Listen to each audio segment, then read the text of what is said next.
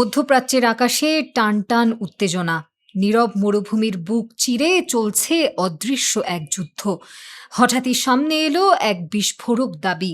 ইরানের খাতামুল আম্বিয়া সদর দপ্তরের মুখপাত্র ইব্রাহিম জোলফগারি দিলেন চাঞ্চল্যকর এক বিবৃতি। তার দাবি, ব্যর্থতা ঢাকতে নিজেদের সৈন্য আর ধ্বংসপ্রাপ্ত বিমানের ওপর হামলা চালিয়েছে যুক্তরাষ্ট্র। ইরানের আকাশে শত্রু বাহিনীর একাধিক বিমান প্রবেশ করলেও তাদের জন্য পাতা মরণ ফাঁদ ঠাউর করতে পারেনি।